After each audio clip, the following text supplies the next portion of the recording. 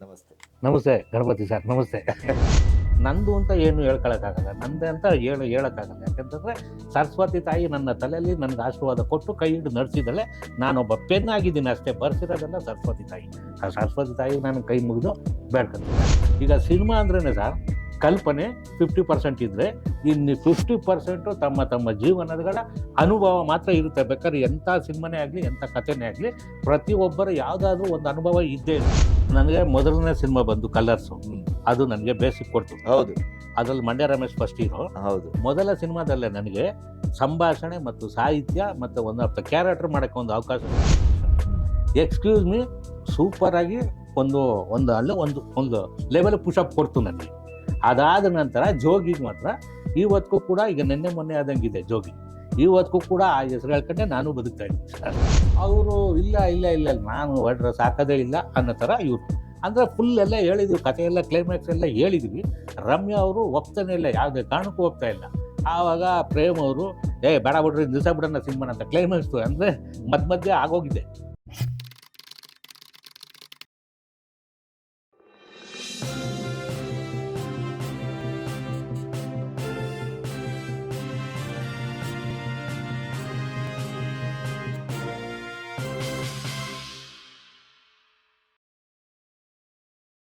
ನಮಸ್ತೆ.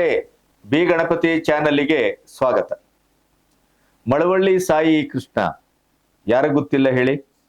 40ಕ್ಕೂ ಹೆಚ್ಚು ಸಿನಿಮಾಗಳಿಗೆ ಅವರು ಭಾಷ್ಯವನ್ನು ಕೊಟ್ಟವರು. ನಮ್ಮಲ್ಲಿ ಡೈಲಾಗ್ ರೈಟ್ರು ಅಂತಾರೆ, ಸ್ಕ್ರಿಪ್ಟ್ ರೈಟ್ರು ಅಂತಾರೆ, ಸಂಭಾಷಣೆ ಇತ್ಯಾದಿ ಇತ್ಯಾದಿ ಬೇರೆ ಬೇರೆ ವಿಶೇಷಣಗಳಿದೆ. ಆದರೆ ನನಗೆ ಇವತ್ತಿಗೂ ಅನಿಸೋದೇನು ಗೊತ್ತಾ, ಒಂದು ಸಿನಿಮಾ ಬಹಳ ಪ್ರೊಫೆಷನಲ್ ಆಗಿ ಪ್ರಬುದ್ಧವಾಗಿ ಅದು ಜನಮೆಚ್ಚುಗೆಯ ಜನಪ್ರಿಯ ಒಂದು ಸಿನಿಮಾ ಆಗಬೇಕು ಅಂತ ಆದರೆ ಅದರ ನಿಜವಾದ ಇರೋದು ಯಾರು ಅಂದರೆ, ಅದಕ್ಕೆ ಯಾರು ಭಾಷೆ ಬರ್ತಾರೆ, ಭಾಷೆ ಕೊಡ್ತಾರೆ, ಮತ್ತೆ ಯಾರು ಅದರ ಬರಹ ಮಾಡ್ತಾರೆ ನೋಡಿ, ಅವರೇ ಅದರ ನಿಜವಾದ ಹೀರೋಗಳು ಅಂತ ನನ್ನ ಭಾವನೆ. ನೀವು ಕನ್ನಡದಲ್ಲಿ ಒಂದಿಷ್ಟು ಹಿಂದೆ ಹೋದ್ರೆ ನಿಮ್ಗೆ ಅರ್ಥ ಆಗತ್ತದೆ ನೋಡಿ. ರಾಜ್ಕುಮಾರ್ ಅಂತವ್ರು ಎಂತ ಹೇಳಿದ್ರು ಕೊನೆಗೆ, ಉದಯ್ ಶಂಕರ್ ಇಲ್ಲದೆ ಇರಿದ್ರೆ, ಉದಯ್ ಶಂಕರ್ ಬರೆದೇ ಇದ್ರೆ ನಾನು ಸಿನಿಮಾನೇ ಮಾಡೋದಿಲ್ಲ. ಉದಯ್ ಶಂಕರ್ ಇಲ್ಲದೆ ಇದ್ದ ನಂತರ ರಾಜ್ಕುಮಾರ್ ಹೆಚ್ಚು ಸಿನಿಮಾನೂ ಮಾಡಿಲ್ಲ, ಇದು ವಾಸ್ತವ. ಆದ್ರೆ ಇವತ್ತು ಕಾಲ ಬದಲಾಗಿದೆ. ಮಳವಳ್ಳಿ ಅಂತವ್ರು ಎಂತೆಂಥ ಸಿನಿಮಾ ಕೊಟ್ಟರು, ಅವರು ಕಾಣ್ಲಿಕ್ಕೆ ವಾಮನ. ಆದ್ರೆ ಅವರ ಬರಹ ಮತ್ತು ಆ ಬರಹದಿಂದ ಗೆದ್ದ ಸಿನಿಮಾ, ಮತ್ತೆ ಅವರು ಬಂದಂತ ಅವರ ಹಿನ್ನೆಲೆ ಇದೆಯಲ್ಲ, ಆ ಹಳ್ಳಿ, ಆ ಪರಿಸರ, ಆ ಕುಟುಂಬ, ಅಲ್ಲಿಂದ ಇಲ್ಲಿವರೆಗೆ ಬಂದ ಒಂದು ಗಾವುದ ಆ ಬೆಳವಣಿಗೆ, ಆ ಪಯಣ, ಅದು ಒಂದು ಅದ್ಭುತ ಅಂತ. ಹಾಗಾಗಿ ಎಷ್ಟೋ ಜನ ಅನಕ್ಷರಸ್ಥರು ಬಂದು ಇಲ್ಲಿ ಅಕ್ಷರ ಸಮಾಜಕ್ಕೆ ವಿಸ್ಮಯವಾಗಿ ಬೆಳೆದಿದ್ದಾರೆ ಈ ಸಿನಿಮಾದಲ್ಲಿ. ರಾಜ್ಕುಮಾರ್ ಹೇಳ್ತಾ ಇದ್ರಲ್ಲ, ಎಮ್ಮೆ ಕಾಯುವವನಿಗೂ ಡಾಕ್ಟರೇಟ್ ಕೊಡ್ತಾರೆ, ಎಮ್ಮೆ ಮಾಡಿದವ್ರು ಕೊಡ್ತಾರೆ ಅಂತ ಕೇಳಿದ್ದೆ. ಆದ್ರೆ ಎಮ್ಮೆ ಮೇಯಿಸುವವನಿಗೂ ಡಾಕ್ಟರೇಟ್ ಕೊಡ್ತಾರೆ ಅಂತ ನನಗೆ ಇವತ್ತೇ ಗೊತ್ತಾದ್ದು ಅಂತ ಅವರು ಮೈಸೂರು ಯೂನಿವರ್ಸಿಟಿಯ ಡಾಕ್ಟರೇಟ್ ಅನ್ನು ತಗೊಳ್ಳುವಾಗ ಹೇಳಿದ್ದು ಇವತ್ತಿಗೂ ಕಣ್ಣಲ್ಲಿ ಕಿವಿಯಲ್ಲಿ ರೋಮಾಂಚನಗೊಳ್ತದೆ. ಹಾಗಾಗಿ ಸೃಜನಾತ್ಮಕವಾದ ಕ್ರಿಯೆಗೆ, ಸೃಜನಾತ್ಮಕವಾದಂತಹ ಒಂದು ಸಾಧನೆಗೆ, ಸಾರ್ಥಕತೆಗೆ ನಿಮಗೆ ಈ ಅಕಾಡೆಮಿಕ್ ಆದಂಥ ಶೈಕ್ಷಣಿಕವಾದಂಥ ಸರ್ಟಿಫಿಕೇಟು ಅದು ಕೆಲಸ ಮಾಡೋದಿಲ್ಲ. ನನ್ನ ಪತ್ರಿಕೋದ್ಯಮಕ್ಕೂ ಅನ್ವಯಿಸ್ತದೆ ಇದು. ಹಾಗಾಗಿ ನನಗೆ ಮಳವಳ್ಳಿ ಯಾವಾಗಲೂ ಒಂದು ವಿಸ್ಮಯವಾಗಿ ಕಾಣ್ತಾರೆ, ವಿಶೇಷವಾಗಿ ಕಾಣ್ತಾರೆ. ಬಹಳ ಕಾಲದಿಂದ ಅಂದ್ಕೊಂಡಿದ್ದೆ ನಾನು ಅವರೊಟ್ಟಿಗೆ ಒಂದು ಮಾತಾಡಬೇಕು. ನಮ್ದೆಲ್ಲ ಸ್ವಲ್ಪ ಲೇಟಾಗಿ ಎಂಟ್ರಿ, ಲೇಟೆಸ್ಟ್ ಆಗಿ ನಾವು ಕೆಲವನ್ನ ಮಾಡ್ತೇವೆ. ಈ ರಜನಿಕಾಂತ್ ಆಡುವ ಡೈಲಾಗ್ ಆಗಿ ನಾನು ಹಿಂದೆ ದ್ವಾರಕೇಶನ್ನ ಮಾತಾಡಿಸುವಾಗಲೂ ನನ್ನ ಚಾನಲ್ಗೆ ತುಂಬ ಜನ ಮಾತಾಡಿಸ್ಬಿಟ್ಟಿದ್ರು. ನಾನೇನು ಮಾತಾಡ್ಲಿ ಅಂತಲೇ ಅವರೊಟ್ಟಿಗೆ ಮಾತು ಶುರು ಮಾಡಿದೆ. ಇವತ್ತು ದ್ವಾರಕೇಶ್ ಅಂತಂದ್ರೆ ಅದು ನನ್ನ ಪುಣ್ಯವೋ ಅವರ ಮಾತಿನ ಸಾರ್ಥಕತೆಯೋ ಗೊತ್ತಿಲ್ಲ. ಗಣಪತಿಗಳೇ ಅನ್ನೋದು ಇವತ್ತು ನಾಡಿನ ಎಲ್ಲ ನನ್ನ ನೋಡುಗರ ಒಂದು ಮನೆ ಮಾತಾದಂಥ ಡೈಲಾಗು. ಅತ್ಯಂತ ಉನ್ನತ ಮಟ್ಟದ, ಅತ್ಯಂತ ಜನಪ್ರಿಯವಾದಂಥ ಸರಣಿ ಆಯ್ತು. ಹಾಗಾಗಿ ಮಳವಳ್ಳಿಯವರು ಇವತ್ತು ನನ್ನೊಟ್ಟಿಗಿದ್ದಾರೆ. ಅವರು ಅವರ ಸಾಧನೆ, ಅವರ ಸಾರ್ಥಕತೆ, ಅವರ ಪ್ರಯಾಣ, ಮತ್ತೆ ಸಿನಿಮಾದ ಒಟ್ಟಿಗೆ ಅವರು ಬೆಳೆದಾಗ ಅವರ ಎದೆಯಲ್ಲಿರುವಂಥ ನೋವು, ನುರಿ ಎಲ್ಲವನ್ನ ಇವತ್ತು ಮುಕ್ತವಾಗಿ ಮಾತಾಡೋಣ ಅಂತ ನಾನು ಮಳವಳ್ಳಿ ಸಾಯಿ ಕೃಷ್ಣರನ್ನ ಕರೆದಿದ್ದೇನೆ. ನಮಸ್ತೆ. ನಮಸ್ತೆ ಗಣಪತಿ ಸರ್, ನಮಸ್ತೆ. ಹೇಗಿದ್ದೀರಿ? ಚೆನ್ನಾಗಿದ್ದೀನಿ ಸರ್.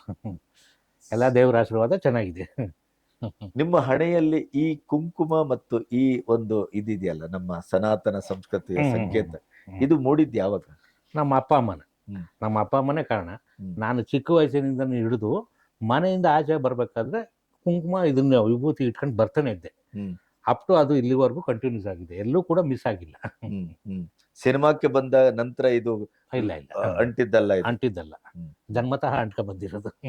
ನೀವು ಅದೇ ರೀತಿಯ ಒಂದು ಸಾತ್ವಿಕತೆ ನಿಮ್ಮ ಕುಟುಂಬದ ಒಂದು ಸ್ಥಾಯಿ ಭಾವ ಅಂತ ಕೇಳಲ್ಪಟ್ಟೆ ನಾನು. ನಾವು ಆಗ ಮಾತಾಡುವಾಗ ಹೇಳಿದ್ರಿ, ನಾವು ವೆಜಿಟೇರಿಯನ್ನು, ನಾವು ನೀರುಳ್ಳಿ ಬೆಳ್ಳುಳ್ಳಿ ತಿನ್ನೋದಿಲ್ಲ, ನಾವು ಸಾಯಿ ಭಕ್ತರು, ಪುಟಪರ್ತಿ, ಈ ತರದ ಒಂದು ವಾತಾವರಣ ಇತ್ತು. ನಮ್ಮ ಮನೆಯಲ್ಲಿ ಊಟ ಮಾಡುವ ಮೊದಲು ಭಗವದ್ಗೀತೆ ಓದ್ಬೇಕಿತ್ತು. ಯಾಕೆಂತಂದ್ರೆ ನೀವು ಬಹಳ ಸರ್ಟಿಫಿಕೇಟ್ ಕೋರ್ಸ್ ಮಾಡಿದವರಲ್ಲ, ಅಥವಾ ಬಹಳ ಭಾಷಾ ತಜ್ಞರು ಅಲ್ಲ, ಅಥವಾ ಭಯಂಕರ ಕನ್ನಡ ಸಾಹಿತ್ಯ ಓದ್ಕೊಂಡಿದ್ದೇನೆ ಅನ್ನುವಂತ ಹಿನ್ನೆಲೆಯೂ ಇಲ್ಲ. ಆದ್ರೆ ನೀವು ಕೊಟ್ಟಂತ ಈ ಕನ್ನಡ ಚಿತ್ರರಂಗಕ್ಕೆ ಏನು ಭಾಷೆ ಇದೆಯಲ್ಲ, ಅಥವಾ ನಿಮ್ಮ ಬರಹ, ಅದು ಬಹಳ ಚೆನ್ನಾಗಿ ಎಲ್ಲರನ್ನೂ ಮನಸ್ಸನ್ನ ಗೆದ್ದಿದೆ. ಅದು ಈ ವಿಸ್ಮಯ ಹೇಗೆ ಇದು ನಾನು ಅನ್ಕೊಂತೀನಿ. ಒಂದು, ನನ್ನ ತಂದೆ ತಾಯಿ ಆಶೀರ್ವಾದ. ಒಂದು, ನಮ್ಮ ಸರಸ್ವತಿ ತಾಯಿ ಕೈ ಹಿಡಿದು ನಡೆಸಿದಳೆ, ನಾನು ಬರ್ದಿದ್ದೀನಿ. ನಂದು ಅಂತ ಏನು ಹೇಳ್ಕೊಳಕ್ಕಾಗಲ್ಲ, ನಂದೇ ಅಂತ ಹೇಳಕ್ಕಾಗಲ್ಲ. ಯಾಕೆಂತಂದ್ರೆ ಸರಸ್ವತಿ ತಾಯಿ ನನ್ನ ತಲೆಯಲ್ಲಿ ನನ್ಗೆ ಆಶೀರ್ವಾದ ಕೊಟ್ಟು ಕೈ ಹಿಡಿದು ನಡೆಸಿದಳೆ. ನಾನೊಬ್ಬ ಪೆನ್ ಆಗಿದ್ದೀನಿ ಅಷ್ಟೇ, ಬರ್ಸಿರೋದೆಲ್ಲ ಸರಸ್ವತಿ ತಾಯಿ. ಆ ಸರಸ್ವತಿ ತಾಯಿ ನಾನು ಕೈ ಮುಗಿದು ಬೇಡ್ಕೊಂತೀನಿ ಅಷ್ಟೇ. ನಮಸ್ತೆ. ಇನ್ನೊಂದು ಏನು ಅಂತಂದ್ರೆ, ನಮ್ಮ ಮನೇಲಿ ಆಗ್ಲೇ ಹೇಳಿದ್ರಿ, ನಮ್ಮ ಮನೆಯಲ್ಲಿ ಈರುಳ್ಳಿ ಬೆಳ್ಳುಳ್ಳಿ ತಿನ್ನೋದೇ ಇಲ್ಲ. ಅದು ರಜೋಗುಣ ಅಂತ, ತಮೋ ಗುಣ ಬರುತ್ತೆ. ಮಕ್ಕಳೆಲ್ಲ ಬುದ್ಧಿವಂತರಾಗ್ಲಿ, ಒಂದು ಸಾತ್ವಿಕರಾಗ್ಲಿ ನಮ್ಮ ತಂದೆ ತಾಯಿ. ಆವಾಗ ಏನು ಅಂತಂದ್ರೆ, ನನಗೆ ಚಿಕ್ಕ ವಯಸ್ಸಲ್ಲಿ ಇನ್ನೂ ಚೆನ್ನಾಗಿ ಜ್ಞಾಪಕ ಇದೆ. ಆವಾಗ ನಮ್ಗೆಲ್ಲ ಬೆಳಿಗ್ಗೆ ಹೊತ್ತು 7:15ಕ್ಕೆ ಸ್ಕೂಲ್. ಆ ಸ್ಕೂಲ್ ಹೋಗೋಕ್ ಬಿಫೋರು ಏನಾದ್ರು ತಿಂಡಿ ತಿಂದು ಹೋಗ್ಬೇಕು. ಆ ತಿಂಡಿ ತಿನ್ಬೇಕು ಅಂತಂದ್ರೆ ರೂಲ್ಸ್ ಏನಿತ್ತು ಅಂದ್ರೆ, ಭಗವದ್ಗೀತೆ ಒಂದು ಅಧ್ಯಾಯನಾದ್ರು ಓದಿ ದೇವ್ರ ಮುಂದೆ ಓದ್ಬೇಕು, ಇಲ್ಲ ನಮ್ಗೆ ಓದಿ ಕೇಳಿಸ್ಬೇಕು, ಇಷ್ಟಿದ್ದು. ಅದಕ್ಕೆ ಓದದ್ ಮುಗಿದ್ರೇನೆ ನಮ್ಗೆಲ್ಲ ತಿಂಡಿ ಬರ್ತಾ ಇತ್ತು, ತಿಂಡಿ ಕೊಡ್ತಾ ಇದ್ದು. ಆಗ ತಿಂಡಿ ಮಾಡ್ಕೊಂಡು ನಂತರ ಶಾಲೆಗಳಿಗೆ ಹೋಗ್ತಾ ಇದ್ವು. ಇದು ಈ ತರ ನಮ್ಮ ತಂದೆ ತಾಯಿ ಕಲ್ಸ್ಕೊಟ್ಟಿರೋಂಥ ವಿದ್ಯೆ ಅಂತ ನಾನು ಅನ್ಕೊಂಡಿದ್ದೀನಿ. ಅದು ಕಲಿಸಿದ್ದಾರೆ ಕೂಡ ಅಷ್ಟೇ. ಬಹುಶಃ ಇವತ್ತಿನ ನಿಮ್ಮ ಈ ಒಂದು ಬರಹ, ಈ ಒಂದು ಸೃಜನಾತ್ಮಕವಾದ ಕ್ರಿಯೆ, ಅಥವಾ ಈ ಒಂದು ಒದಗುವಿಕೆ, ಇದು ಹಾಗಾದ್ರೆ ಕೃಷ್ಣನ ಕೃಪೆ ಏನು? ಅದು ದೇವರ ಕೃಪೆನೂ ಒಂದು, ಜೀವನದ ಅನುಭವ. ಈಗ ಸಿನಿಮಾ ಅಂದ್ರೇನೆ ಸರ್, ಕಲ್ಪನೆ 50% ಇದ್ರೆ, ಇನ್ನು 50% ತಮ್ಮ ಜೀವನಗಳ ಅನುಭವ ಮಾತ್ರ ಇರುತ್ತೆ. ಬೇಕಾದ್ರೆ ಎಂಥ ಸಿನಿಮಾನೇ ಆಗಲಿ, ಎಂಥ ಕಥೆನೇ ಆಗಲಿ, ಪ್ರತಿಯೊಬ್ಬರು ಯಾವುದಾದ್ರೂ ಒಂದು ಅನುಭವ ಇದ್ದೇ ಇರುತ್ತೆ. ಈಗ ನಾನು ಯಾವ್ದಾದ್ರು ಒಂದು ಹುಡುಗಿನ ಲವ್ ಮಾಡಿದಾಗ ನನ್ನ ಅನುಭವನೇ ಬೇರೆ ಇರುತ್ತೆ. ಈಗ ನೀವು ಯಾರನ್ನಾರು ಒಂದು ಹುಡುಗಿನ ಲವ್ ಮಾಡಿದಾಗ ನಾನು ಹೇಳ್ತಾ ಇರೋದು ವಿಷಯ ನಿಮ್ಮ ಅನುಭವನೇ ಬೇರೆ ತರ. ಈಗ ಮಾಡ್ಬೇಕು ಅಂದ್ರೂ ಕಷ್ಟ. ಹೌದು ಹೌದು ಸರ್. ಅದು ಲವ್ ಮಾಡ್ಬೋದು, ಉಳ್ದದ್ ಮಾಡ್ಲಿಕ್ಕೆ. ಸೊ ಹಾಗಾಗಿ ಅನುಭವ ರಹಿತವಾದಂತ ಸ್ಕ್ರಿಪ್ಟ್ ಮತ್ತು ಸಿನಿಮಾ ಅದು ಕಂಡದ್ದು ಸೋಲೆ ಅಲ್ವಾ? ಹೌದು ಸರ್, ಹೌದು. ಅಲ್ಲಿ ಜೀವನಾನುಭವ ಇದ್ದಾಗ್ಲೇನೆ. ಹೌದು. ಸ್ವಲ್ಪನಾರು ನಮ್ಗೆ ವಾಸ್ತವ ಇರ್ಲೇಬೇಕಲ್ಲ. ಈಗ ಈ ಪ್ರತಿಯೊಂದು ಸಿನಿಮಾ ಗೆದ್ದಿರ್ತಕ್ಕಂಥ ಸಿನಿಮಾಗಳಲ್ಲಿ ನೋಡಿ, ಏನೋ ಒಂದು ವಿಷಯ ಅವನು ವಾಸ್ತವವಾಗಿ ಆಡಿಯನ್ಸ್ಗೆ, ಪ್ರೇಕ್ಷಕನಿಗೆ ಏನೋ ಒಂದು ಕಡೆ ಸ್ಪಾರ್ಕ್ ಆಗಿರುತ್ತದು. ಪ್ರತಿಯೊಂದಕ್ಕೂ ಆ ಥರ ಸ್ಪಾರ್ಕ್ ಆಗಿರೋ ವಿಷಯಗಳೇ ವಾಸ್ತವದ ವಿಷಯಗಳು ಅಲ್ವಾ ಸರ್? ಈಗ ನಮ್ಮ ಸುತ್ತಮುತ್ತ ನಡೀತಾ ಇರ್ತಕ್ಕಂಥ ಘಟನೆಗಳೇ ಅವನಿಗೋಗಿ ತಲೆಯಲ್ಲಿ ಕುಂತಿರುತ್ತೆ. ಅದಕ್ಕೆ ಆ ಸಿನಿಮಾಗಳೆಲ್ಲ ಹಿಟ್ ಆಗಿದೆ. ಕಲ್ಪನೆ ಕಥೆಗಳು ಅಂತಂದ್ರೆ ಈ ಥರ ಬರುತ್ತಲ್ಲ, ಮರ್ಡರ್ಗಳು, ರೋಡಿಸಮ್, ಇದೆಲ್ಲ ಕಲ್ಪನೆ. ಅದು ಕೂಡ ಅದರಲ್ಲೂ ಕೂಡ ವಾಸ್ತವ ಇರುತ್ತೆ. ಆ ಥರ ಸಿನಿಮಾಗಳು ಗೆದ್ದಿದ್ದಾವೆ, ಇಲ್ಲ ಅಂತಲ್ಲ. ಆದರೆ ಸಿನಿಮಾಗೆ ಮುಖ್ಯವಾಗಿ ಬೇಕಾಗಿರೋದು ಅನುಭವ ಮತ್ತು ಪುಸ್ತಕಗಳ ಓದು. ಒಬ್ಬ ಬರಹಗಾರನಾಗಬೇಕಾದ್ರೆ ನನಗನ್ಸಿದ್ದು, ಯಾಕಂದರೆ ನಾನು ಆಲ್ರೆಡಿ 2nd PUC ಫೇಲು, ಅಂದರೆ ನನಗೇನು ಗೊತ್ತಿಲ್ಲ. ಬಟ್ಟು ಆದರೆ ಕನ್ನಡದ ಒಂದಷ್ಟು ಬರವಣಿಗೆ ಆಗಲಿ, ಎಲ್ಲ ಪುಸ್ತಕಗಳೆಲ್ಲ ಓದೋದಾಗಲಿ ಚಿಕ್ಕದ್ರಿಂದನೇ ಅಭ್ಯಾಸ ಇದ್ದಿದ್ದರಿಂದ ಅದು ನನಗೆ ಒಲ್ದು ಬಂತನೋ ಸಿನಿಮಾ ರಂಗಕ್ಕೆ ಅಂತ ನನಗೆ ಅನಿಸ್ತಾ ಇದೆ. ಪಾಸ್ ಆದ್ರೆ ಇಲ್ಲಿ ಇರ್ತಿರ್ಲಿಲ್ಲ. ಹೌದು ಸರ್, ಎಲ್ಲ ಜಾಬ್ ಹುಡ್ಕೊಂಡು ಹೋಗ್ಬಿಡ್ತಿದ್ದೆ. ಅದೇ ಎಷ್ಟೋ ಜನ ಪಾಸ್ ಆಗದೆ ಇರೋದ್ರಿಂದಲೇ ಚಿತ್ರರಂಗ ಕಲ್ತಿದ್ದಾರೆ. ಹೌದು ಹೌದು ಹೌದು. ಸೊ ಈಗ ನೀವೇ ಹೇಳಿದ್ರಿ ಸಕ್ಸಸ್ ಅಂತ. ಯಾವ ಸಿನಿಮಾ ಒಂದು ಸಕ್ಸಸ್ ಅನ್ನೋದು ಏನು ಅಂದ್ರೆ ಅದರಲ್ಲಿ ಒಂದು ಅನುಭವ. ಹೌದು, ಆಯ್ತಾ? ಆಮೇಲೆ ಅನುಭವವೂ ಇರ್ತದೆ. ಹೌದು, ಅನುಭವನೂ ಇರುತ್ತೆ. ಹೌದು. ಆದ್ರೆ ಹಾಗಾಗಿ ನಾನು ನಿಮ್ಮ ಸಕ್ಸಸ್ ಇಂದಲೇ ನಮ್ಮ ಮಾತುಕತೆ ಆರಂಭ ಮಾಡೋಣ. ನೀವು ಕಲರ್ಸ್ ಇಂದ ಬಂದ್ರಿ ಸಿನಿಮಾ, ಆಮೇಲೆ ಎಕ್ಸ್ಕ್ಯೂಸ್ ಮೀ, ನಿಮ್ಮ ಹಿಟ್ ಸಿನಿಮಾ ಅದು. ಹ್ಮ್ ಹ್ಮ್ ಅದ ನಂತರ ಹೀಗೆ ನೀವು ನೀವು ಒಂದಾದ್ಮೇಲೆ ಒಂದು ಗೆಲುವಿನ ಚಿತ್ರವನ್ನು ಕೊಟ್ಟಿದ್ದೀರಿ, ಹ್ಮ್ ಹ್ಮ್ ಹ್ಮ್. ಸಾಮಾನ್ಯ ಚಿತ್ರವನ್ನು ಕೊಟ್ಟಿದ್ದೀರಿ, ಹೌದು ಹೌದು ಕೆಲವು ಸೋಲಿನ ಚಿತ್ರವನ್ನು ಕೊಟ್ಟಿದ್ದೀರಿ. ಹೌದು ಹೌದು. ಅಂತೂ 40 ಚಿತ್ರಗಳಿಂದ ಆಚೆ ಮುನ್ನಡೆತಾ ಇದ್ದೀರಿ. ಹೌದು. ನಿಮ್ಮ ಗೆದ್ದ ಸಿನಿಮಾಗಳು, ಅದರ ಅನುಭವ, ಅದರಿಂದ ಹೋಗೋಣ ನಾವು. ನಿಮ್ಮ 40 ಸಿನಿಮಾದಲ್ಲಿ ಸೂಪರ್ ಡ್ಯೂಪರ್ ಹಿಟ್ ಆದ ಸಿನಿಮಾಗಳ ಒಂದು ಒಂದು ಒಂದು ಪಟ್ಟಿ ಕೊಡಿ ನನಗೆ. ನನಗೆ ಮೊದಲನೇ ಸಿನಿಮಾ ಬಂದು ಕಲರ್ಸು. ಹ್ಮ್. ಅದು ನನಗೆ ಬೇಸಿಕ್ ಕೊಡ್ತು. ಹೌದು ಅದ್ರಲ್ಲಿ ಮಂಡ್ಯ ರಮೇಶ್ ಫಸ್ಟ್ ಹೀರೋ. ಹೌದು. ಮೊದಲ ಸಿನಿಮಾದಲ್ಲೇ ನನಗೆ ಸಂಭಾಷಣೆ ಮತ್ತು ಸಾಹಿತ್ಯ ಮತ್ತು ಒಂದು ಅರ್ಥ ಕ್ಯಾರೆಕ್ಟರ್ ಮಾಡಕ್ಕೆ ಒಂದು ಅವಕಾಶ ಸಿಕ್ತು. ಹೌದು ಇದು ಕೂಡ ದೇವರ ಆಶೀರ್ವಾದ ಅಂತ ಅನ್ಕೊಂತೀನಿ. ಕರೆಕ್ಟ್. ಒಂದು ಆಮೇಲೆ ದೇವರ ಆಶೀರ್ವಾದದ ಜೊತೆಗೆ ನಮ್ಮ ತಂದೆ ಒಂದು ನಾನು ಸಿನಿಮಾ ರಂಗಕ್ಕೆ ಸೇರಕ್ಕಿಂತ ಮುಂಚೆ ಅವ್ರಿಗೆ ಅಪೋಸಿಟ್ ಇತ್ತು. ಹ್ಮ್. ಸಿನಿಮಾ ರಂಗ ಎಲ್ಲ ಬೇಡ, ನಾವು ನೇಕಾರಿಕೆ ಮಾಡ್ಕೊಂಡಿರೋ ನಮ್ಗೆ ಏನಕ್ಕೆ ಇದೆಲ್ಲ ಅನ್ನೋ ಥರನೇ ಇತ್ತು. ಹೌದು. ಆದರೆ ನಾನು ಹಠ ಮಾಡಿ ನಾನು ಇದರಲ್ಲೇನೋ ಒಂದು ಸಾಧನೆ ಮಾಡೇ ಮಾಡ್ತೀನಿ ಅಂತಂದಾಗ ಅವರೊಂದು ವಿಷಯ ಹೇಳಿದರು. ಹ್ಮ್. ಸರಿ, ಸಿನಿಮಾ ರಂಗ, ನಾಟಕ ರಂಗ ಇವೆಲ್ಲ ನಮಗೆ ಗೊತ್ತಿಲ್ಲ, ಬಟ್ಟು ನೀನು ಎಲ್ಲೇ ಹೋಗು, ಏನೇ ಮಾಡು, ಕೈ ಬಾಯಿ ಕಚ್ಚೆ 3 ಶುದ್ಧವಾಗಿ ಇಟ್ಕೋ, ಆಗ ಕಾಡಲ್ಲೂ ಕೂಡ ಅಕ್ಕಿ ಹುಟ್ಟಿಸ್ಕೊಂಡು ತಿನ್ಬೋದು ನೀನು ಅಂತ ಹೇಳಿದರು. Very good. ನಾನು ಅದೇ ಥರ ನಡ್ಕೊಂಡು ಬರ್ತಾ ಇದ್ದೀನಿ. ಅದು ಕೂಡ ಕಾಪಾಡಿದೆ ನನಗೆ. ನಮ್ಮ ತಂದೆಯ ಪಾಲಿಸಿ ಮತ್ತು ಅವೇದ ಅಂತ ನನ್ನ ಕಾಪಾಡಿದೆ. ಸಿನಿಮಾ ರಂಗದಲ್ಲಿ ಈ 3 ಅಂಶ ಕಾಪಾಡೋದು ಬಹಳ ಕಷ್ಟ ಅಲ್ವಾ? ಆ ಕಷ್ಟ. ಆದರೆ ತಪಸ್ಸೀಗ ಇದು ಸರ್, ನಮ್ಮ ರಾಕ್ಷಸರು ಅಂತ ಹೇಳ್ತೀವಲ್ಲ, ಹಿರಣ್ಯಕಶಿಪು ಆಗಲಿ ರಾವಣ ಆಗಲಿ, ಅವ್ರು ರಾಕ್ಷಸರೇ ಇರ್ಬೋದು, ಆದರೆ ಅವ್ರ ಹತ್ರನೂ ಕಲಿಯತಕ್ಕಂಥ ವಿಷಯಗಳಿದೆ ತುಂಬ. ಸರ್, ವರ್ಷಾನ್ಗಟ್ಲೆ ಕುಂತ್ಕೊಂಡು ತಪಸ್ ಮಾಡೋದು ಇದೆಯಲ್ಲ, ಸುಲಭ ಅಲ್ಲ. ಅದು ಸುಲಭದ ವಿಷಯ ಅಲ್ಲ. ಅವ್ರು ವರ್ಷಾನ್ಗಟ್ಲೆ ಕುಂತು ತಪಸ್ ಮಾಡ್ತಿದ್ರಲ್ಲ, ಅವರ ತಾಳ್ಮೆ ಮತ್ತು ಅವರ ಛಲ ಇದೆಯಲ್ಲ, ಆ ದೇವ್ರನ್ನ ಒಲಿಸ್ಕೊಳ್ಳೇಬೇಕು ಅಂತ ಅನ್ನೋದು, ಆ ಛಲ ಮತ್ತು ಆ ತಾಳ್ಮೆ ಗುಣಗಳನ್ನು ನಾವು ತಗೊಬೇಕು ಸರ್. ಹೌದು ಅವ್ರ ರಾಕ್ಷಸರು ಅಂತ ಬಿಟ್ಬಿಡ್ಬಾರ್ದು, ನೆಗ್ಲೆಕ್ಟ್ ಮಾಡಬಾರ್ದು. ಕರೆಕ್ಟ್. ಹೌದು ಸರ್. ಹೇಳಿ ನೀವು ಕಲರ್ಸ್ ಇಂದ ನಿಮ್ಮ ಅನುಭವ. ಕಲರ್ಸು ಅದಾದ್ಮೇಲೆ ಎರಡನೇ ಸಿನಿಮಾನೇ ಗಡಿಬಿಡಿ ಬ್ರದರ್ಸ್ ಅಂತ, same team, Mandya Ramesh hero. ಅದಾದ್ಮೇಲೆ ಟ್ಯಾಂಕ್ಸ್ ಅಂತ ಜಗದೀಶ್ ಕೊಪ್ಪ ಡೈರೆಕ್ಟ್ರು. ಅದು ಜಗದೀಶ್ ಕೊಪ್ಪ ಅವ್ರು ನಿಮಗೂ ಗೊತ್ತಿರಬೇಕು, ಜಗದೀಶ್ ಕೊಪ್ಪ ಅಂತ ಡೈರೆಕ್ಟ್ರು. ಅವರು 3ನೇ ಸಿನಿಮಾ ಬರೆದಾದ್ಮೇಲೆ ನಾನು ಆಮೇಲೆ ಏನು ಮುಂದೆ ಜೀವನ ಇಷ್ಟಲ್ಲಾಗಲೇ ಮದುವೆ ಆಗ್ಬಿಟ್ಟಿತ್ತು ನನಗೆ. ಆಲ್ರೆಡಿ ಮದುವೆ ಆಗೋಗಿತ್ತು. ಏನು ಮಾಡೋದು ಅಂತ ತುಂಬ ಯೋಚನೆ. ಅಂದರೆ ನೆಕ್ಸ್ಟ್ ಸಿನಿಮಾಗಳೇನು, ಈಗ 3ನೇ ಸಿನಿಮಾನು ಬರೆದಾಗೋಯ್ತು. ಈಗ ಏನು ನೆಕ್ಸ್ಟ್ ಅಂತಂದರೆ, ಆವಾಗ ನೆಕ್ಸ್ಟು ನನಗೆ ಗಾಂಧಿನಗರದಲ್ಲಿ ಹೋಗ್ಬೇಕಾದ್ರೆ ಆಗ ಎಕ್ಸ್ಕ್ಯೂಸ್ ಮೀ ಹಾಡುಗಳ ಧ್ವನಿ ಮುದ್ರಣ ಅಂತಂತ ದೊಡ್ಡ ಪೋಸ್ಟ್ಗಳೆಲ್ಲ ಹಾಕಿ ಇಡೀ ಗಾಂಧಿನಗರನೇ ಅಂಟಿಸ್ಬಿಟ್ಟಿದ್ರು. ಅದನ್ನು ಮಾತಾಡ್ಕೊಂಡು ಎಂ.ಎನ್. ಸುರೇಶದ್ದು. ಎಂ.ಎನ್. ಸುರೇಶ್. ಹೌದು. ನಾವು ಹಾಡಿನ ಧ್ವನಿ ಮುದ್ರಣದ ಪೋಸ್ಟ್ಗಳನ್ನೇ ಈ ರೇಂಜ್ಗೆ ಹಾಕವ್ರೆ, ಇನ್ನು ಸಿನಿಮಾ ಯಾವ ರೇಂಜಿಗೆ ಇರುತ್ತೆ ಅಂತ ಅಂದ್ಬಿಟ್ಟು ನಾನು ಮತ್ತು ಸತ್ಯನ್ ಲವ್ ಡೈರೆಕ್ಟ್ರು ಮಾತಾಡ್ಕೊಂಡು ಹೋಗ್ತಾ ಇದ್ವು. ಆಗ ಅಲ್ಲಿ ಹೋಗೋಷ್ಟೊತ್ತಿಗೆ ಕರೆಕ್ಟಾಗಿ ಪ್ರೇಮ್ ಅವರು ಮತ್ತು ಎನ್.ಎಂ. ಸುರೇಶ್ ಅವರು ಅಲ್ಲಿ ಸಿಕ್ಕಿದ್ವಿ ಎದುರುಗಡೆ. ಈ ರಾಘವಲೋಕಿ ಮತ್ತು ನಮ್ಮ ಪ್ರೇಮ್ ಅವರು ಅವ್ರ ಅಸೋಸಿಯೇಟ್ಗಳಾಗಿದ್ದಾಗ, ಅಸಿಸ್ಟೆಂಟ್ಗಳಾಗಿದ್ದೆಲ್ಲ ಇವರೆಲ್ಲ ಫ್ರೆಂಡ್ಸು. ಆವಾಗ ಇವ್ರು ಹೇಳಿದ್ರು, ರಾಘವಲೋಕಿ ಅವರು, ಪ್ರೇಮ್ ಅವರೇ ನೋಡಿ, ನಮ್ಮ ಹುಡುಗ ಡೈಲಾಗು ಚೆನ್ನಾಗಿ ಬರೀತಾನೆ, ಹಾಡುಗಳು ಚೆನ್ನಾಗಿ ಬರೀತಾನೆ, ನೋಡಿ ಏನಾದ್ರು ಕೆಲಸ ಕೊಡೋಂಗಿದ್ರೆ ಕೊಡಿ ಅಂತ ಹೇಳಿದ್ರು. ಹಂಗೆ ಹೇಳಿದ ತಕ್ಷಣ ಪ್ರೇಮ್ ಅವರು ಯಾವರು ಅಂತಂದ್ರು, ಈಗ ಮಳವಳ್ಳಿ ಅಂತಂದ್ರೆ. ಮಳವಳ್ಳಿ ಅಂದ ತಕ್ಷಣ ಖುಷಿ ಆಗ್ಬಿಡ್ತು ಅವ್ರಿಗೆ. ಏನಂತಂದರೆ ಒಂದೇ ಜಿಲ್ಲೆಯವರೆಲ್ಲ, ಊರಿನ ಬಂದ ಅವಿನಾಭಾವ ಬಂದ, ಆ ಪ್ರೀತಿ ಇದ್ದೇ ಇರುತ್ತಲ್ಲ, ಅಭಿಮಾನ. ಆಮೇಲೆ ಎಕ್ಸ್ಕ್ಯೂಸ್ ಮೀಗೆ ಹೋಗಿ ಡೈಲಾಗ್ ಎಲ್ಲ ಬರ್ದಾಯ್ತು. ಅಲ್ಲಿಂದ ಪ್ರೇಮ್ ಅವ್ರದ್ದು ನಂದು ಕನೆಕ್ಟಿಂಗ್ ಸ್ಟಾರ್ಟ್ ಆಯಿತು, ಕಾಂಬಿನೇಷನ್. ಎಕ್ಸ್ಕ್ಯೂಸ್ ಮೀ ಸೂಪರಾಗಿ ಒಂದು ಲೆವೆಲ್ ಪುಷಪ್ ಕೊಡ್ತು ನನಗೆ. ಅದಾದ ನಂತರ ಜೋಗಿಗೆ ಮಾತ್ರ ಇವತ್ತಿಗೂ ಕೂಡ, ಈಗ ನಿನ್ನೆ ಮೊನ್ನೆ ಆದಂಗಿದೆ ಜೋಗಿ, ಇವತ್ತಿಗೂ ಕೂಡ ಆ ಹೆಸರು ಹೇಳ್ಕೊಂಡೆ ನಾನು ಬದುಕ್ತಾ ಇದ್ದೀನಿ ಅಷ್ಟೇ. ಎಕ್ಸ್ಕ್ಯೂಸ್ ಮೀ ಆ ರೇಂಜಿನ ಹಿಟ್ಟು, ಅದು ಪ್ರೇಮ್ ಅವರ ನಿರ್ದೇಶನದ ತಾಕತ್ತು, ಕತೆ, ಅಭಿನಯ, ಅಭಿವ್ಯಕ್ತಿ ಅದೆಲ್ಲವೂ ಒಂದಕ್ಕೊಂದಿದೆ. ಆದ್ರೆ ಅದರಲ್ಲಿ ನಿಮ್ಮ ಬರವಣಿಗೆ ಅದು ಬಹಳ ಮುಖ್ಯವಾದಂತ ಪಾತ್ರ ವಹಿಸ್ತದೆ. ಈಗ ನಮ್ಮಲ್ಲಿ ಎಷ್ಟೋ ಸರಿ ಹೇಳಿಕೊಟ್ರು, ಕನ್ನಡ ಸಿನಿಮಾ ಸೋತಾಗೆಲ್ಲ ಕನ್ನಡದಲ್ಲಿ ಬರಹಗಾರರಿಗೆ ಬೆಲೆ ಇಲ್ರಿ, ಒಂದು ಒಳ್ಳೆ ಬರಹಗಾರ ಬಂದ್ರೆ ಸಿನಿಮಾ ಬರುತ್ತೆ, ಬೇರೆ ಭಾಷೆ ಎಲ್ಲ ನೋಡ್ರಿ, ಬರಹಗಾರರಿಗೆ ಯಾವ ಲೆವೆಲ್ಲು ಇದೆ, ಯಾವ ಇದಿದೆ ಅಂತಾರೆ.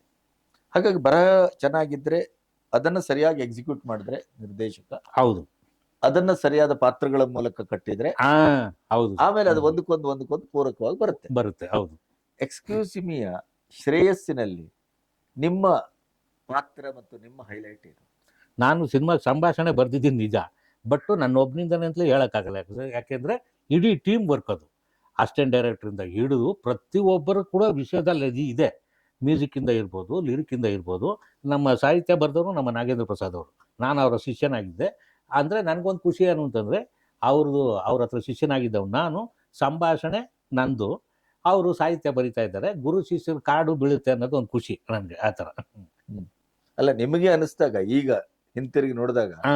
ಎಕ್ಸ್ಕ್ಯೂಸ್ ಮೀಯಲ್ಲಿ ನಿಮಗೆ ಇಷ್ಟವಾದಂತ ಬರಹದ ತುಣುಕುಗಳು ಅಥವಾ ಬರಹ ಏನು?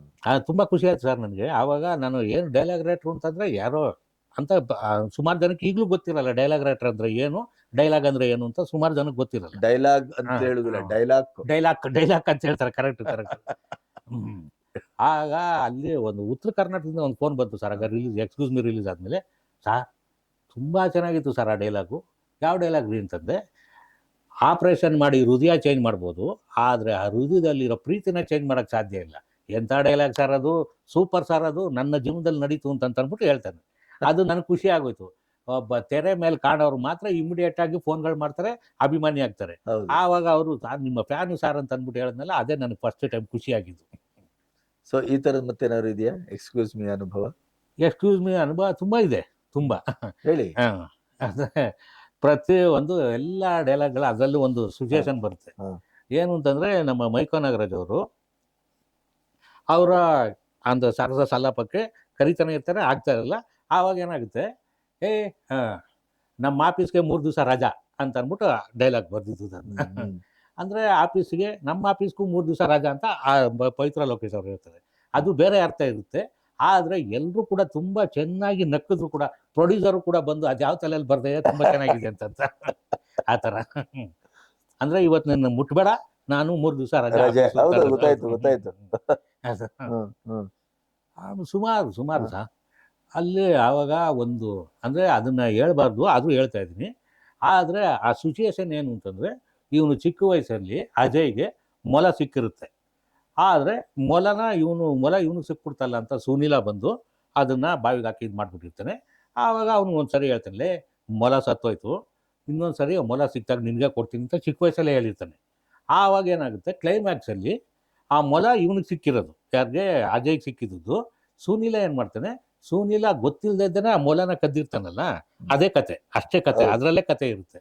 ಆಮೇಲೆ ಕ್ಲೈಮ್ಯಾಕ್ಸಲ್ಲಿ ಅವರು ವೈಟ್ ಡ್ರೆಸ್ ಹಾಕಲ್ಲ ಅಂತ ಹೀರೋಯಿನು ರಮ್ಯಾ ಅವರು, ಇಲ್ಲ ಹಾಕ್ಲೇಬೇಕು ಅಂತ ಅಂದ್ಬಿಟ್ಟು ಪ್ರೇಮ್ ಅವರು ಒಂದು ಅರ್ಧ ಗಂಟೆ ಶೂಟಿಂಗ್ ನಿಂತೋಯ್ತು ಸರ್. ತುಂಬ ಅನುಭವ ಚೆನ್ನಾಗಿದೆ ಅದು. ಅವರು ಇಲ್ಲ ನಾನು ವೈಟ್ ಡ್ರೆಸ್ ಹಾಕೋದೇ ಇಲ್ಲ ಅನ್ನೋ ಥರ ಇವರು. ಅಂದರೆ ಫುಲ್ ಎಲ್ಲ ಹೇಳಿದ್ವಿ, ಕಥೆ ಎಲ್ಲ ಕ್ಲೈಮ್ಯಾಕ್ಸ್ ಎಲ್ಲ ಹೇಳಿದ್ವಿ. ರಮ್ಯಾ ಅವರು ಒಪ್ತಾನೆ ಇಲ್ಲ, ಯಾವುದೇ ಕಾರಣಕ್ಕೂ ಒಪ್ತಾ ಇಲ್ಲ. ಆವಾಗ ಪ್ರೇಮ್ ಅವರು, ಬೇಡ ಬಿಡ್ರಿ, ದಿವಸ ಬಿಡೋಣ ಸಿನಿಮಾನ ಅಂತ. ಕ್ಲೈಮ್ಯಾಕ್ಸ್ ಅಂದರೆ ಮಧ್ಯ ಆಗೋಗಿದೆ, ಮಧ್ಯದಲ್ಲೆಲ್ಲ ಶೂಟ್ ಮಾಡಿದ್ವಿ. ಆದರೆ ಕ್ಲೈಮ್ಯಾಕ್ಸ್ ಸೀನಲ್ಲಿ ಸ್ವಲ್ಪ ಕಿರಿಕಾಯ್ತು. ಕಿರಿಕ್ ಮೀನ್ಸ್ ಅಂಥ ಜಗಳಗಳೇನಿಲ್ಲ, ಆದರೆ ನಾನು ವೈಟ್ ಡ್ರೆಸ್ ಹಾಕಲ್ಲ ಅಂತ ಅವ್ರಿಗೇನೋ ಬೇರೆ ಏನೋ ನಂಬಿಕೆಗಳೇನೋ. ಆವಾಗ ಸುಮ್ಮನೆ ಭಯದಲ್ಲೇ ಹೋಗಿ ರಮ್ಯಾ ಅವ್ರಿಗೆ ಹೇಳಿದೆ, ಅಲ್ಲ ಮೇಡಮ್, ಅವ್ನು ಚಿಕ್ಕ ವಯಸ್ಸಲ್ಲಿ ಮೊಲ ಇನ್ನೊಂದ್ಸರಿ ಸಿಕ್ತಾಗ ನಿನ್ಗೆ ಕೊಡ್ತೀನಿ ಅಂತ ಹೇಳಿರ್ತಾನೆ. ಇದಕ್ಕೋಸ್ಕರ ಮೊಲ ಯಾವ ಕಲರ್ ಇರುತ್ತೆ ಹೇಳಿ, ಬಿಳಿ ಕಲರ್. ಆ ಬಿಳಿ ಕಲರ್ ಮೊಲನೇ ನೀವು, ಅದಕ್ಕೋಸ್ಕರನೇ ಈ ವೈಟ್ ಡ್ರೆಸ್ ಹಾಕ್ಬೇಕು ಅಂತ ನಾವು ಅನ್ಕೊಂಡಿರೋದು ಅಂತ. ಆವಾಗ ಒಂದು ಸ್ವಲ್ಪ ಕೂಲಾಗಿ ಆಮೇಲೆ ಬಂದು ಕ್ಲೈಮ್ಯಾಕ್ಸ್ ಮಾಡಿದ್ರು. ಇದು ಈ ತರದ ಒಂದು ಅಷ್ಟು ಅನುಭವ. ಅಂದ್ರೆ ಒಬ್ಬ ಬರಹಗಾರ ಸಮಯಕ್ಕೆ ಸರಿಯಾಗಿ ಹೇಗೆ ನಾವು ಡಿಸ್ಕಷನ್ ಮಾಡುವಾಗಲೇ ಹೇಳಿದ್ವಿ, ಈ ತರ ಹಾಕಿದಾಗ ಇನ್ನೊಂದ್ಸರಿ ಮೊಲ ಸಿಕ್ತಾಗ ನಾನು ಕೊಡ್ತೀನಿ ಕಣ ಅಂತಂದ್ರೆ ನಾವು ಕ್ಲೈಮ್ಯಾಕ್ಸ್ ಅಲ್ಲಿ ಇಟ್ಕೊಳ್ಳೋಣ ಸರ್. ಯಾಕೆಂತಂದ್ರೆ ಮೊಲ ಬಂದು ವೈಟ್ ಕಲರ್ ಇರುತ್ತೆ, ಪ್ಯೂರ್ ಇರುತ್ತೆ. ಆವಾಗ ಕೂಡ ಆ ವೈಟ್ ಡ್ರೆಸ್ ಅಲ್ಲೇ ಮೊಲನೇ ಹಿಂಗೆ ವಾಪಸ್ ಕೊಟ್ಟ ಅಂತಂದ್ರೆ ಕದ್ದಿಟ್ಕೊಂಡಿದ್ದ, ಈಗ ಕೊಟ್ಟ ವಾಪಸ್ ಅಂತಂದ್ರೆ ಕತೆ ಮಾಡೋಣ ಸರ್ ಅಂತ ಅಂದ್ಬಿಟ್ಟು ಅನ್ಕೊಂಡಿದ್ದ. ಪ್ರೇಮ್ ಅವರು ತುಂಬಾ ಖುಷಿ ಆದ್ರು. ಆಮೇಲೆ ಒಂದಷ್ಟು ವಾಗ್ವಾದಗಳೆಲ್ಲ ನಡೆದು ಕೊನೆಗೆ ರಮ್ಯಾ ಅವ್ರು ಕೂಲ್ ಆಗಿ ಬಂದು ಶೂಟಿಂಗ್ ಮುಗಿಸ್ಕೊಟ್ರು. ಆಮೇಲೆ ಅಲ್ಲಿ ಶಾರ್ಟ್ ತೆಗಿತಾ ಇರ್ಬೇಕಾದ್ರೆ, ಡೈಲಾಗ್ ಎಲ್ಲ ಹೇಳ್ತಾ ಇರ್ಬೇಕಾದ್ರೆ ಇಡೀ ಥಿಯೇಟರ್ ಒಂದಷ್ಟು ಜನ ಆಡಿಯನ್ಸ್ ಅಂತ ಬಂದಿರ್ತಾರಲ್ಲ, ಅವರೆಲ್ಲ ಕ್ಲಾಪ್ ತಟ್ಟಾಗ್ಲೇ ಆಗ ಇದಿದೆ, ಈ ಮಹಿಮೆ ಇದೆ ಅಂತಂದ್ಬಿಟ್ಟು ಅವ್ರಿಗಾದಾಗ ಅವ್ರಿಗೆ ಖುಷಿ ಆಯ್ತು. ಆಮೇಲೆ ಪ್ರೇಮ್ ಅವ್ರಿಗೆ ಏಕ್ದಮ್, ಇದೇ ಡೈರೆಕ್ಟ್ರು, ಆದ್ರೆ ನೀವು ಡೈರೆಕ್ಟರ್ ಅಲ್ಲ, ನನಗೆ ಎಲ್ಡರ್ ಬ್ರದರ್ ಅಂತಂದ್ರು ಅಷ್ಟೇ. ಈ ತರದಲ್ಲೇ ಒಂದಷ್ಟು ಸಿಚುಯೇಷನ್.